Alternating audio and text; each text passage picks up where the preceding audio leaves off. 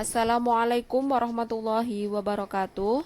Sebelum memulai pelajaran, marilah kita membaca basmalah bersama.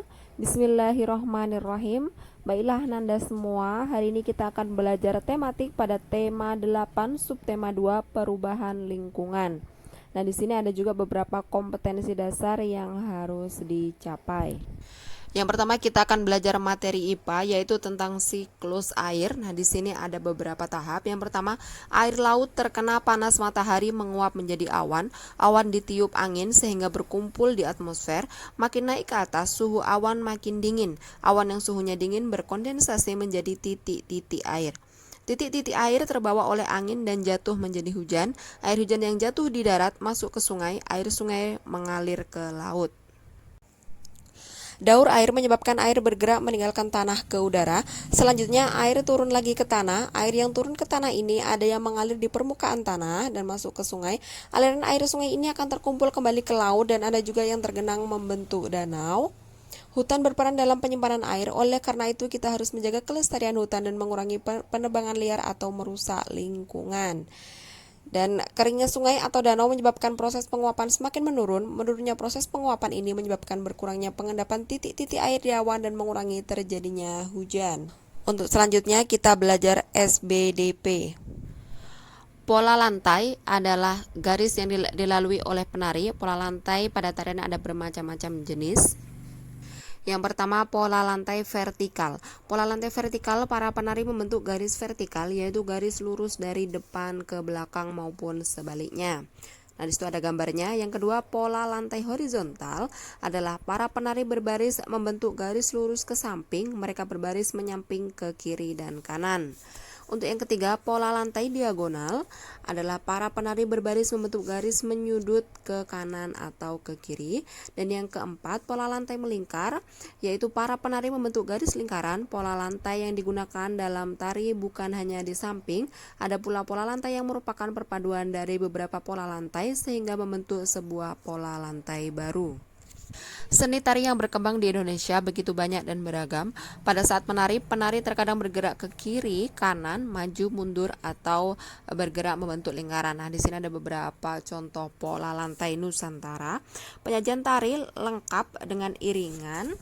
Gerak tari satu daerah dengan daerah lain memiliki karakter yang berbeda. Iringan tari yang berasal dari tubuh manusia, misalnya tepuk tangan, hentakan kaki, dan juga suara-suara dari mulut. Selanjutnya kita belajar materi IPS yang di sini pertama ada usaha pertanian. Sebagian besar penduduk pedesaan bekerja sebagai petani. Hasil pertanian yang dihasilkan bermacam-macam, yaitu ada padi, jagung, kedelai, ubi jalar, singkong, dan sayuran. Yang kedua ada usaha peternakan. Orang yang beternak disebut dengan peternak. Hewan ternak dapat digolongkan menjadi 3, yaitu hewan ternak besar, kecil, dan unggas. Nah, di hewan ternak ini dibudidayakan untuk diambil hasilnya, yaitu daging, kulit, telur, dan juga susunya. Yang ketiga, usaha perdagangan. Perdagangan adalah orang yang pekerjaannya melakukan jual beli barang. Nah, di sini ada yang bekerja di pasar, toko, atau warung. Pasar adalah tempat bertemunya penjual dan pembeli. Kegiatan ini disebut dengan jual beli. Yang keempat ada usaha kerajinan. Pembuat kerajinan disebut pengrajin. Berbagai bahan digunakan sebagai bahan baku kerajinan, misalnya bambu, kayu, dan juga tanah liat untuk membentuk sebuah kerajinan. Yang kelima, usaha perikanan yang disebut dengan nelayan. Nelayan bekerja mencari ikan di laut. Ikan hasil tangkapan mereka dijual kepada penduduk. Yang keenam, usaha jasa. Banyak usaha jasa yang dikelola secara perorangan, contohnya usaha salon, fotokopi, bengkel, potong rambut, dan penjualan pulsa. Beberapa jenis usaha yang dikelola kelompok. Yang pertama ada BUMN, Badan Usaha Milik Negara. Di sini ada contohnya yaitu pesawat terbang. BUMN ada 3 jenis, yaitu perusahaan jawatan, perusahaan umum, dan perusahaan perseorangan atau persero. Yang kedua, badan usaha swasta. Di sini ada beberapa jenis. Yang pertama, perusahaan perorangan adalah usaha yang modalnya dimiliki oleh satu orang.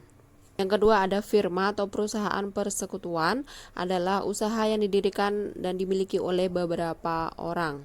Yang ketiga ada perseroan terbatas atau PT, adalah usaha yang modalnya dihimpun dari beberapa orang dengan cara membeli saham. CV memiliki 2 macam anggota, yaitu anggota aktif dan pasif.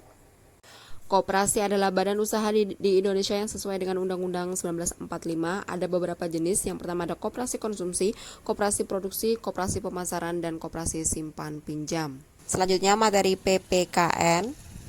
Pendidikan dalam keragaman sosial budaya masyarakat Indonesia. Yang pertama perbedaan adat istiadat. Nah di sini ada beberapa contoh. Yang pertama upacara adat Bonga Padi terjadi di Nusa Tenggara Barat. Kemudian sedekah laut terjadi di daerah Banyuwangi Jawa Timur. Kemudian upacara adat Tron Ublang terjadi di daerah Aceh. Dan upacara sedekah bumi terjadi di daerah Indramayu Jawa Barat. Yang kedua, perbedaan bentuk rumah. Bentuk rumah adat disesuaikan keadaan alamnya. Misalnya rumah adat suku Dayak bernama Betang. Rumah adat tersebut membentuk rumah panggung karena di daerah tersebut banyak binatang buas. Kemudian ada juga di sini rumah adat Joglo ya di daerah Jawa ya, dibuat agar nyaman dihuni karena di daerah ini tidak ada gangguan binatang buas. Yang selanjutnya perbedaan mata pencaharian penduduk disesuaikan dengan kondisi tempat tinggalnya. Untuk masyarakat pantai bekerja sebagai nelayan, pedagang, petani garam, atau petambak. Kemudian masyarakat yang tinggal di pegunungan, mereka bekerja sebagai tani sayur-sayuran, buah-buahan, tanaman perkebunan. Dan untuk masyarakat yang tinggal di daerah dataran rendah, mereka bekerja juga sebagai petani tetapi lebih kepada tanaman-tanaman seperti padi, palawija, dan lain sebagainya.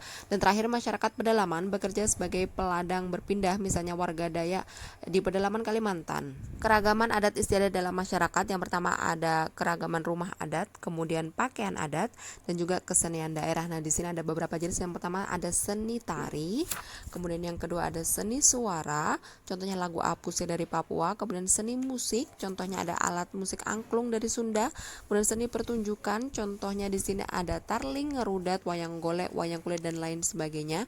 Kemudian juga ada seni sastra tradisional yang berkembang di Indonesia berasal dari cerita rakyat, ada sangkuriang dari Sunda. Kemudian yang terakhir ada seni kriya, dibagi atas seni ukir dan juga seni pahat. Yang terakhir kita belajar bahasa Indonesia.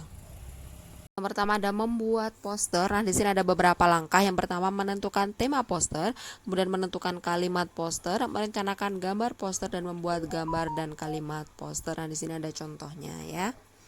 Untuk yang selanjutnya, Ustazah harap agar Anda semua bisa membuat sebuah diagram dari sebuah bacaan. Nah, di sini tentang daur air. Dan yang terakhir yaitu tentang bacaan teks non fiksi tentang tarian gundala-gundala. Nah, di sini ada beberapa soal ya, 5 soal. Ustazah harap agar Anda semua membaca bacaannya dan bisa menjawab dari kelima soal tersebut. Dan untuk latihannya, silahkan dikerjakan latihan akhir sub tema 2 pada halaman 104 sampai 106 bagian A saja, langsung di buku paketnya masing-masing. Oke, baiklah Anda semua, demikian untuk pembelajaran tematik kali ini. Tetap semangat belajar, jaga kesehatan, dan Ustazah akhiri. Wassalamualaikum warahmatullahi wabarakatuh.